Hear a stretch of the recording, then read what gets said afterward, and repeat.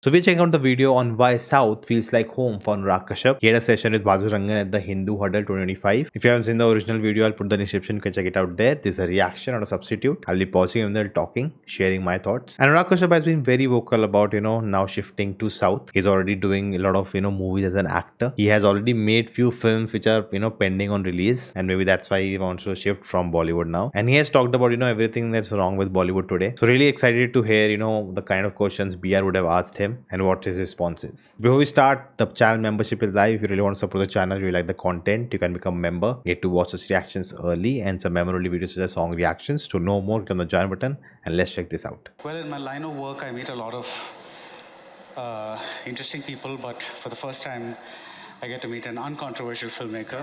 That's always nice. So, Nice way to how start. are you, Anurag? I'm good. Yeah. So, the Anurag Kashyap I knew was this, breaker of rules, this filmmaker who wanted to, who had this library of 75,000 movies, and now the Anurag Kashyap that I'm seeing now is The this actor. actor in Southern films. What is this transformation that's happened? How it started was by chance, Okay. Okay. but now it's actually much more interesting than trying to. Like director, producer, and actor. Like I would have never imagined that. Like his performance in Maharaja. What? Like never expected, never thought that he will be able to pull off such a good performance. Outstanding, like amazing. And then he also does Rifle Club and he is the most badass person in that. Make a film. Okay. Because the risk-taking factor from cinema is kind of dropped down, and Okay. films don't seem challenging enough. Or like you're not pushing your own boundaries, you're not doing anything. So what happens is that at least acting is what scares me, and Out of your comfort new zone. language every time, a new culture every time, new set of people. So there's at least I feel like I'm doing something. Right. But before we begin talking about the North and South, can you tell me what it was like? I know that you faced problems even from Punch and all those kind of movies, but there was this magical moment where one could actually go and see a movie like No Smoking in theaters. One could actually go and see, what was that moment? I mean, like, why did it happen?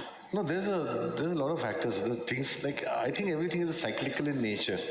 There's a time period that when we came in and we wanted to make movies, cinema was also going through sea change. The studios were coming in, and studios had no access to big stars. Studios, the only way they could find to get into the play was work with Smaller. filmmakers who were Yeah. coming in. That's New, when we got the new opportunities voices. to make films. And all of us came forth with our own stories from our own language, from our own where we came from the cinema we came from literature we came from, or the culture we came from. And we made these films. And then again, the studios found enough money, and the only way they could get to the big stars was with money. So they started escalating the costs of the film. The film cost escalated, then the promotion cost escalated. Now that was something that was not feasible for filmmakers like us. And we started becoming more independent, and we started working with, like if you really look at my filmography, most of my films are the first films of the new studio. So every studio that would come in, like their first films, probably I would work with them. And then they would move on to the bigger star films. Right. That is what was happening Around that time. around that time. And a lot of interesting filmmakers and people came in.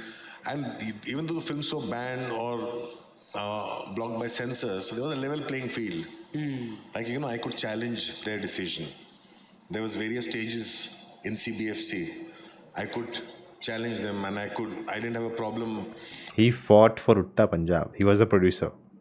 He fought for that film, went to the court and got those unnecessary cuts and everything removed. Today you cannot even think about it because everything is against you. And I think what he's talking about, how the how industry shapes, how the business works, how much that impacts how the creativity actually works. It's all correlated. We don't really think when people say, "Arey, I don't care about the business, I just care about the content," but it actually very much connected to that. As he said, because the new studios came, that's why they got opportunities at start, and then they also went after the heroes. So they would have not gotten the chance if there were nothing new in, because the old producers, the old way of storytelling, that would have continued. They would have not given the new boys them the chance, because they are okay. They're happy with the big hero doing their film, one film a year. That's it. They don't want to experiment and challenge. So when the new something new comes, that actually helps other new people also to come out. Because there's this whole thing, everybody wants to release their film as a universal film. I didn't have a problem with an adult film. I said my content is adult. Adult doesn't mean that it only has to do with sex or religion or violence. Adult, my definition of adult is somebody who can think for themselves and are more discerning. So I didn't have a problem making films for adult. Most of my films were adult films. And that's why I could fight the censors, I could go to the court, I could go to FCAT. Now that level playing field was there. It went on till say around Mukkavas and Udta Punjab, the case in point, where we literally went up to the Mumbai High Court and got the clearance from there. But now it's not there. Now you just get ghosted as a filmmaker.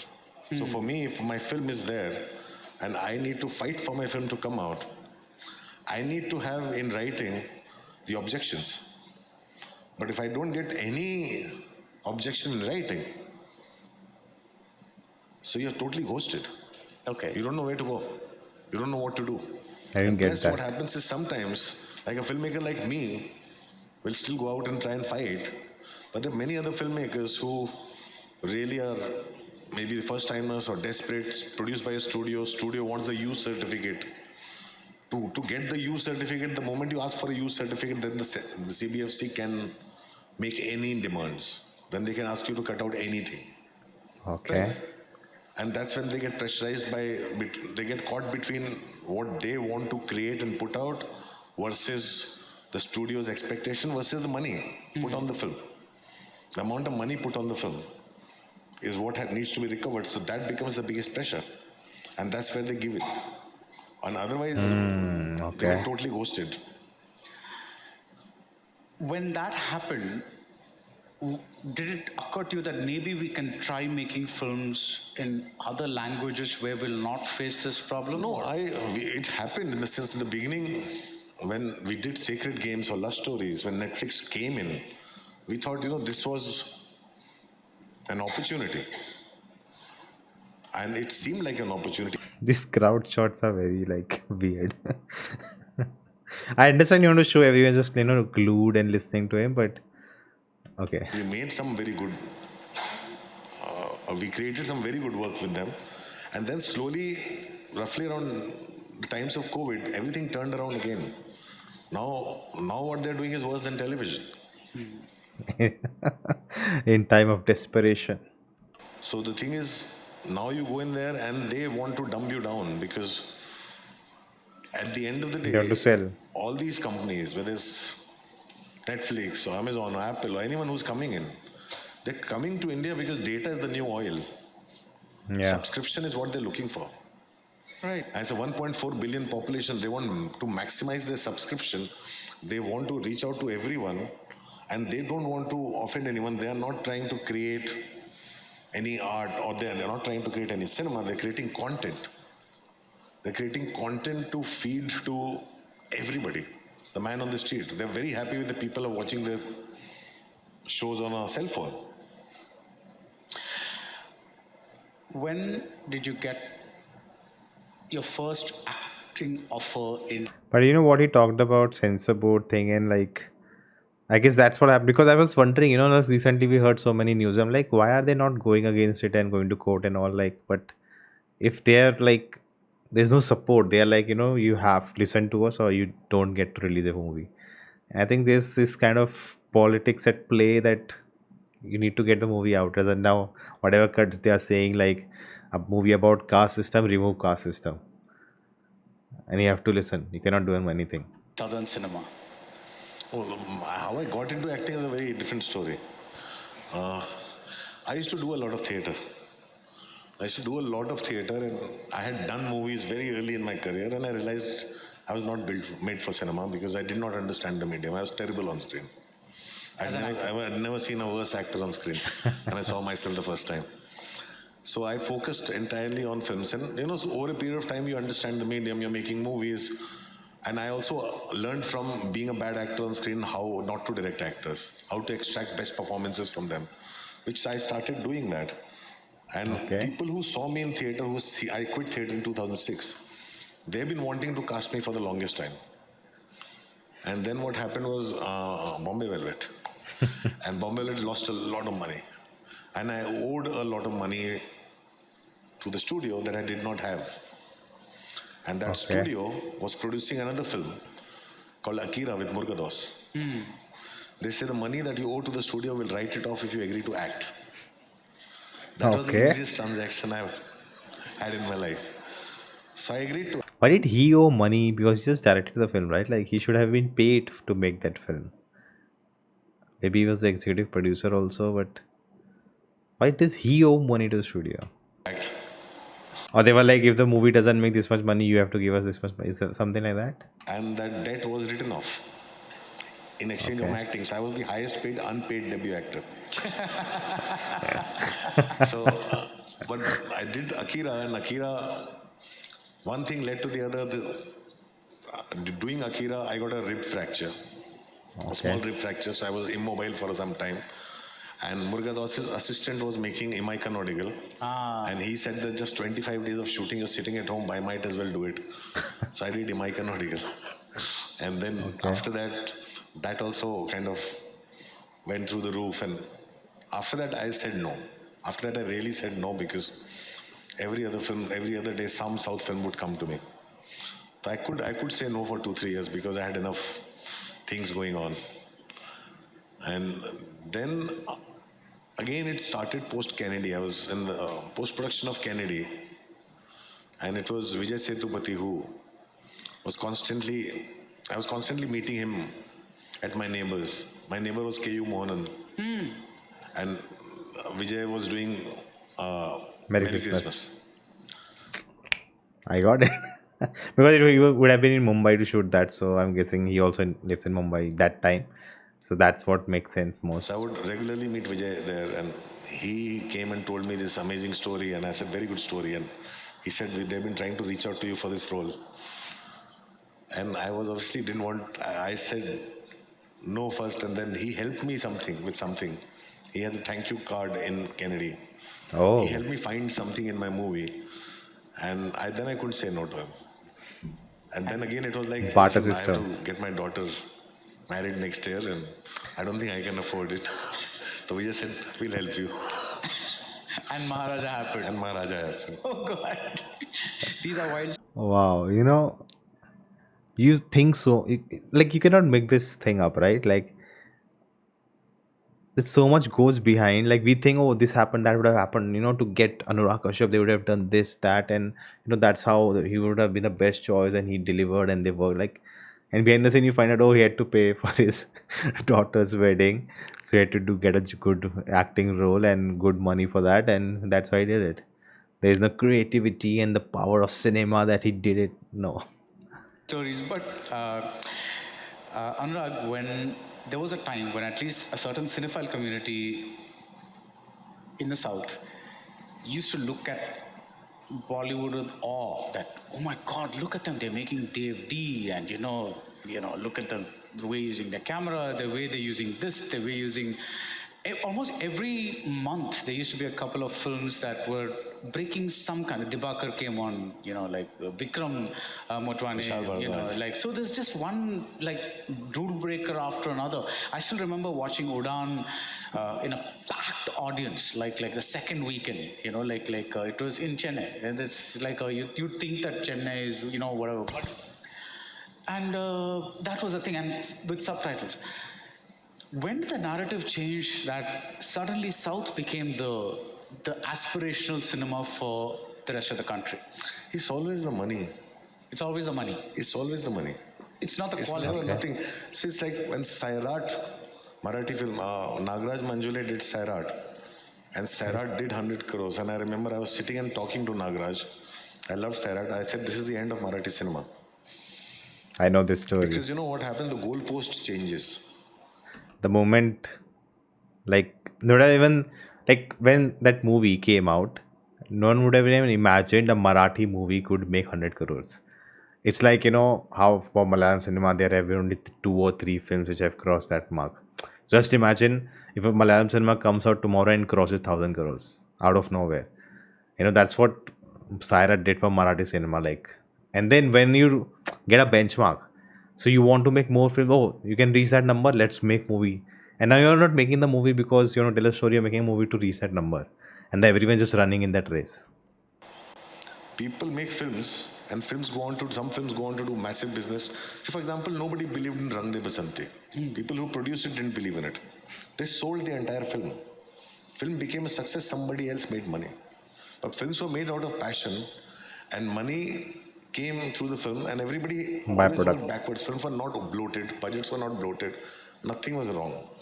Then what happens is one film by chance comes out and goes on and does some crazy business that does not make any mathematical sense to anybody who's a trade expert, right? And what happens is everybody starts to see it as a possibility. So they make their own permutation combinations. They make their own reasons for why Bahubali came and did this, why KGF became a success. I remember KGF, after being made, had come to me. It went to somebody else to like put it out in Hindi. I was not a distributor. It went to someone else, and till it found home. But when it did big success, people didn't understand why it was a big success, but they started to emulate it. And then Pan India, for me, I always say when people say Pan India, Pan India, Pan India, Pan India is, for me, is a massive scam. Like Pan India is a term. A film is a Pan India after it performs Pan India. How can the film be Pan India before it is even made? Yep. No, I think the goal is to make a pan-Indian The success. goal is to make a Pan India success. What happens is when a film, when they say Pan India, the film goes into production for 3 to 4 years. 3 to 4 years, a lot of people are surviving on that film. So a lot of people involved with that film, their lifestyle also depends on that film. So all the money doesn't go into the film. All the money doesn't Interesting. go into the film. And the money that it goes into is not, the story is same, the actors are same. It goes into these massive unreal sets that does not make sense. And 1% of it works. That 1% of it again starts Yeah. the whole cycle of Pan India, Pan India, Pan India. So it We saw recently like some big disasters which went on, made the budget of 300, 400 crores, 500 crores, and they just like crashed, literally, because it didn't work. Just, it didn't focus on the story, just focus on the scale. And that's really right. Like, see, Pan India is aspiration. Like, you want to make a film that goes Pan India, but you make the film first. Don't think how I'll, make it Pan India. You have to figure out, make a film, make a good thing, and then distribute it to Pan India so more people can come and watch your films. Don't go other way around, that you distribute and you get this person on board, this actor, this, do this, like all those other things, instead of making the film that you want to really make.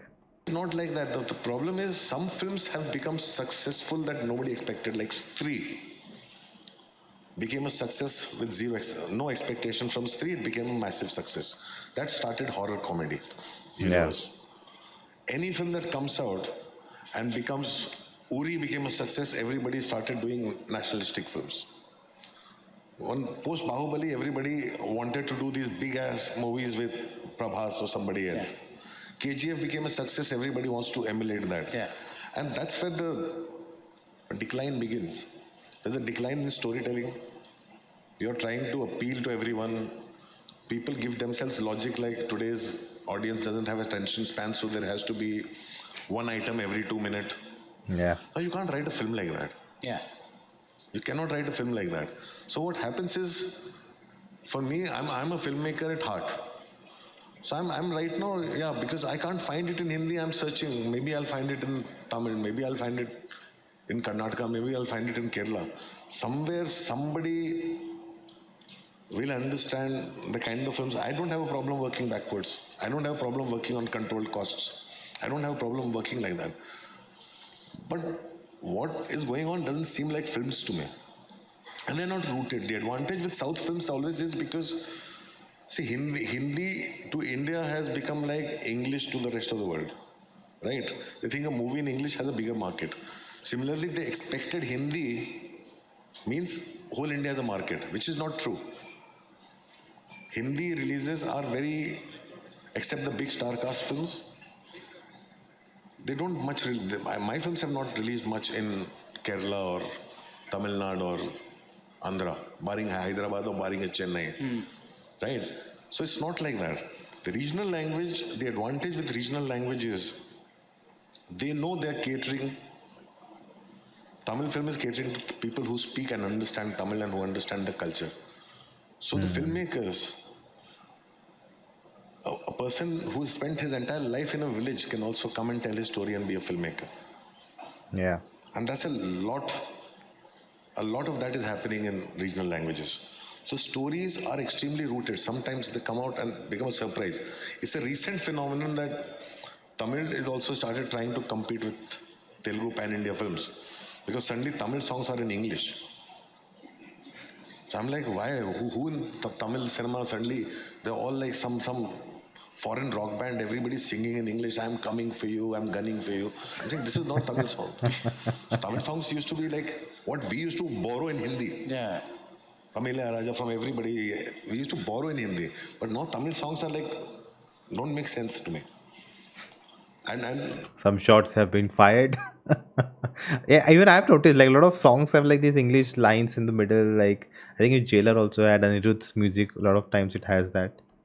the thing is, it all becomes a formula because everybody's chasing that elusive 800 crore, 900 crore, 1000 crores. The figures keep going up. But there's one film that has crossed 1000 crores, one film that has made 900 crores. In last 5 years, there must be like 4 to 5 films. That's it. Yeah. But we're making 1000 films a year. Yeah.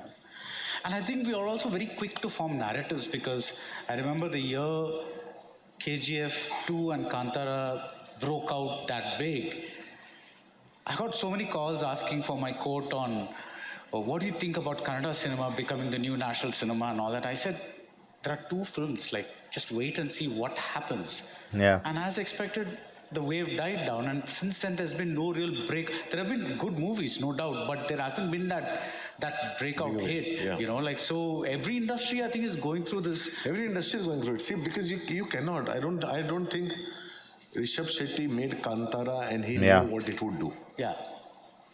One of the biggest surprise of Indian cinema that, and that's the thing, right? Like you have to make the film, as you said, right, about regional cinema. That people, I'm making this film, Rishabh Shetty. I'm making for the people, the place I come from. This is what I have, like lived my life. This is what I've learned. It is what I've seen growing up, and I'm making a story about that, and in a bit of commercial way that if I can, everyone will enjoy and understand it. At least in Karnataka, his aim is that it works. He has home bale. They are like, okay, let's go pan India with it. If it worked, and it just clicked with people because it is so, true to itself. It's not trying to be anything else. It's not trying to cater to an Hindi audience. It's just trying to tell a story which should work for a human being. And that first was supposed to be someone from Karnataka who understands Kannada and that culture. But because it is so rooted, so amazingly done that when it travels, it travels. Everyone, me watching the film, I don't know that culture, I don't know that language, but I connected, I understood what's going on, and it worked for me. You have to focus on the story you're telling, not on how many people you want to tell. If a story is not worth telling for you, your idea is more about how much tickets I can sell, how much money I can make, then there's no point. Did what it did. And that I took him also by surprise. That also took him by surprise. That's exactly what happens with a genuine blockbuster. Right. It takes you by surprise. You did not expect it to become this big. Right. Because had anyone expected, if anyone had the formula that I'll make this film that big,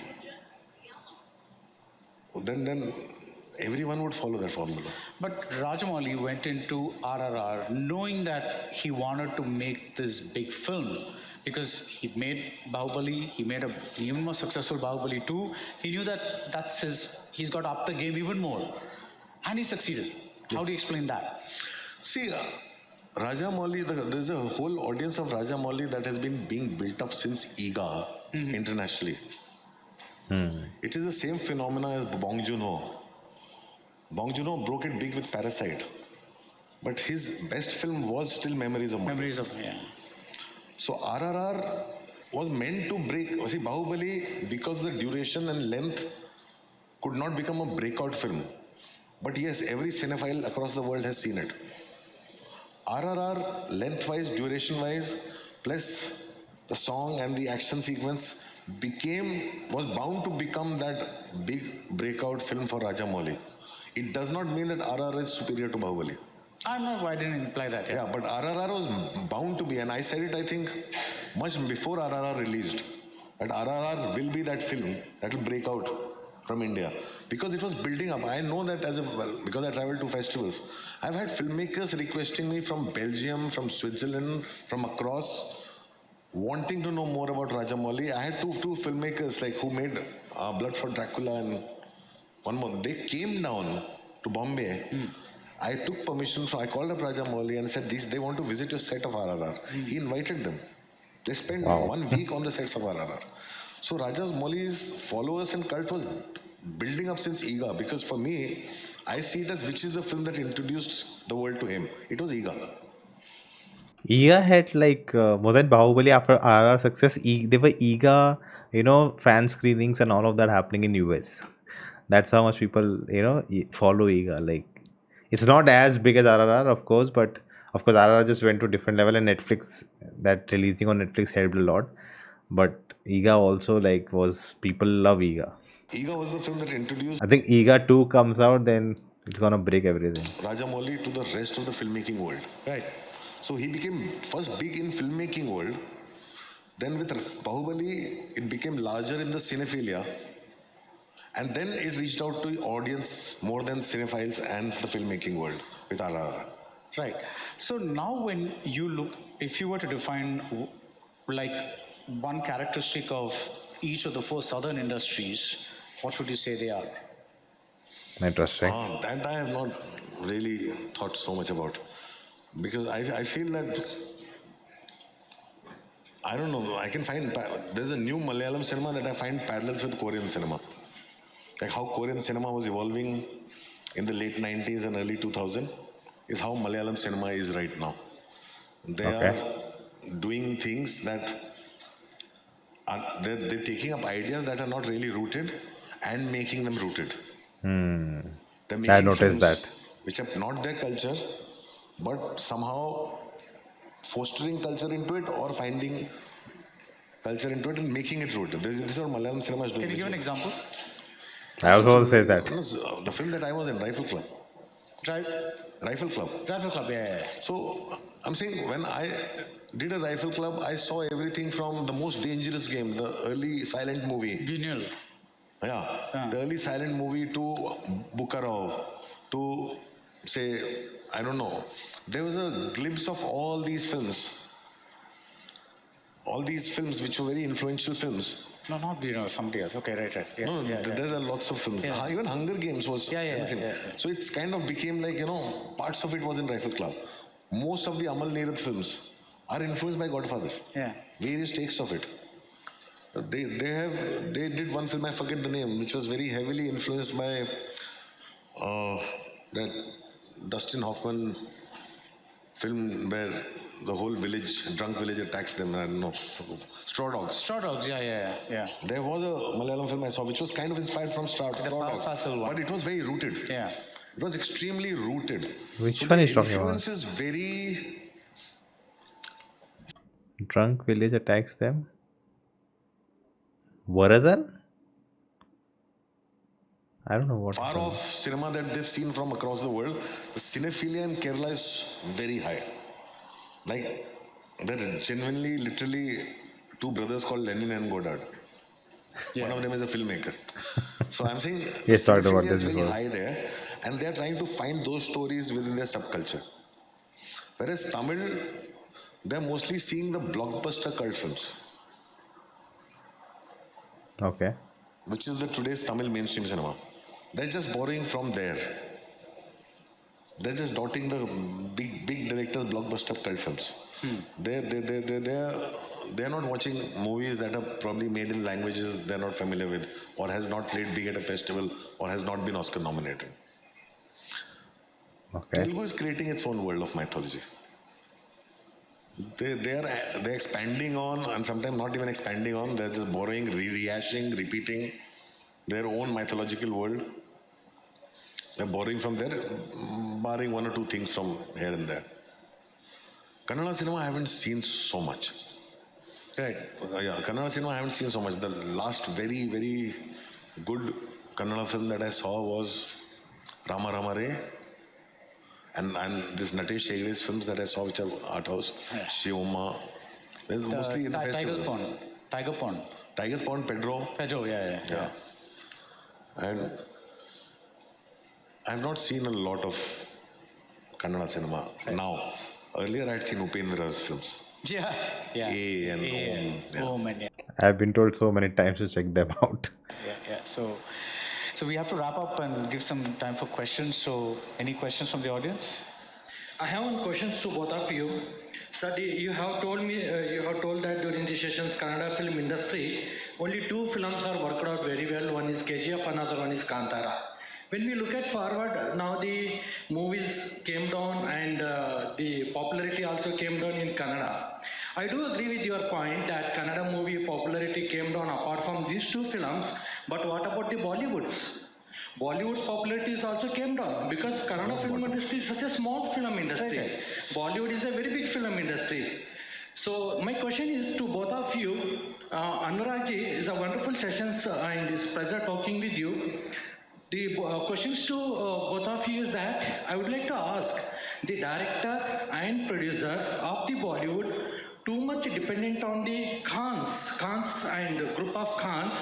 The Bollywood is facing this issue because of dependent on too much of on the Khans, whoever it may be, the Khans not introducing the new film actor and actress. This is one of the reason. Or second is Bollywood concepts are not working. Maybe sex and doka and something like that. Concepts when we look at the 70s, 80s film, 1890 films, more of romantics, love and morals and values. Nowadays morals and values is gone out of things in the Bollywood. So now the audience taste has been changed. A lot of different concepts, movies are coming from South India. So my question is that why Bollywood came down, forget about the Kannada film industry, because too much dependent on the Khans, not introducing the giving chance to new hero and heroines, or the concepts of the Bollywood is not working. I would like to hear from both of you. Thank you so much. I think Hindi film industry is very confused. There's nothing in the sense, even if you say there's dependency on Khans or anything, if that dependency was clean and absolute, then it would be working. Yeah.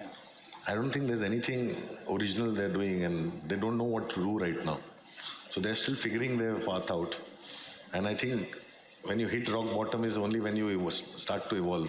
So Bollywood is towards a downward phase, and it will evolve. It's right now going totally down. Blockbusters are not made. Films are made and they become blockbusters. Was Gangs of Wasseypur was also in that same league? So Gangs of Wasseypur, we did not know what. We had no budget to make the film. We literally made it like an independent film. And it is not really a box office blockbuster when it came out. It has become what it has become over 13, 14 years. So unlike what happens in some countries I saw both the films like at home on my laptop in my college days. in Europe, that a film is given that much chance that it becomes, it makes money over a period of time. The creators and everybody also sees the revenue of it. But it's not the same case in India. So India, there are no royalties that goes to the writers, no revenue. So Gangs of Wasseypur is a kind of, I call it a mythological blockbuster. In the sense, it's a blockbuster in perception. Everybody has seen it, but mostly they've seen it online, or mostly they've seen it much later. But no, when it released, it wasn't a blockbuster. Perception. Yeah. Hi. Hello. We've seen a lot of usage of VFX in films, and recently I think usage of AI has also come in, and we've seen the trend of Ghiblification happening as a trend. Do you view that with some sort of sadness and anger as a authentic or a Interesting natural question. filmmaker, or do you feel this is going to democratize filmmaking in general? Very good question. I want to applaud that. Very good question asked. See, I actually have, I can only give you my personal opinion, what I personally feel towards everything. The reason we did VFX was because there's some things were physically not possible for we as filmmakers to do. So we started doing visual effects. Like Yeah. somebody had to jump on a running train. So we did visual effects. Or we did some effects of like, climbing down, not letting the audience feel that train was static at that moment, all those things. So visual effects that's why visual effects started off. To And then it enhance. went to the next level when people wanted to create a spaceship or an aliens, things that were not physically possible. So they did a mixture of visual effects and prosthetics and design. Now the thing is, visual effects has taken on its own world now. Now people do visual effects even when not needed. They don't do visual effects because they want to achieve something. With visual effects, they think Shortcut. what all can be done more. And that is what is, and I'm increasingly also, because AI is being used. It's not like it's not being used. And the discerning use of AI, you can't stop. But the problem is right now, somebody's just made an entire film on AI. Right? Nobody's seen it. It's being talked about right now. So where it goes, what it takes, what happens is like this Disney movie, Wall-E, there's a whole futuristic world where people are just lazy sitting and everything is getting done for them. That world is very scary for me. I like to physically write my scripts and I like to physically make my movies. I like the process of filmmaking. AI is almost like you're sitting there and somebody gets your job done. And then you learn nothing from it. And there's no growth, no personal growth, no emotional growth. And AI to me is a tool. And everything is a tool. So for me, I'm constantly looking for my own personal emotional growth. And whatever gives me that, I will lean towards that. Industry leans more towards profit, and there's nothing wrong with it. So they're doing what they want to do, and I'm doing what I want to do. We have time for one more question. Sir, greetings, sir. AI is always like, that point, right? Wait, what? Democratize the, like anyone can use AI and make something, and like everyone has the equal chance of doing something with it, right? And like it just decreases the barrier of entry for anyone. But also, like, if you just start using AI in everything and not putting your creative anything and just dependent on it, that also not a great thing. It's My mixed. question is about which you said the OTTs are not buying or demanding the actual films which they had first when they came to India or when they started. My question is that our generation or even every generation, we strive for OTT because we couldn't find that out of commercial films, the art films or emotional or grassrooted films in the common theaters are much more prevalent in the town B or C categories. That's why we preferred OTT and we still love it. But why they had changed the like conceiving the art films or different films, and why are they again going for the commercial films which the theaters are again where it is prevalent in the theaters? Am I clear, sir? No, they're looking for their subscriptions and profits. Yeah, my question is that there is a demand for the subscription of the non-conventional art films.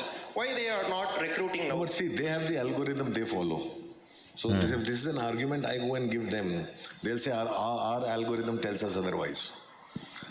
So the thing is, you can't argue with that. If you look at it, I've just seen that over 30 years in this industry, everybody, when they came in, they were disruptors. I was a disruptor. Netflix was a disruptor. All studios were disruptors. The only way you could draw attention was by disrupting the system. Do something. And slowly when they get into the system, They become the they system. become the system. and they start becoming You should make a movie about this. caterers. And that's the cyclical nature of things. You can't really, everything else is wishful thinking. I feel like if you want to do something, go out and do it yourself. I'm having a lot of problems with the way things are, and I feel frustrated many times. I sound like I'm whining, I'm complaining, everything. But at the same time, I'm trying to figure out my own way of wanting to do things a certain way. And there are consequences and the price you pay. And you have to take it. It is not going to come without consequences. So if I want to make indie films, if I want to make films like that, I will have to find money. I'll have to figure out how to put it out there. And there are consequences. I'm sitting on 4 movies. So there are consequences and there are price to pay if you really want to go out and do those things. We can't sit here and expect somebody else to do it for us. Right. I'm sorry, one last question, please. Recently, there was a controversy after your comments on the biopic Phule. What are your thoughts on it? And do you think that it has become more and more challenging to do biopics on historic figures, even if there is not much of creative liberty there? No, I think, forget movies.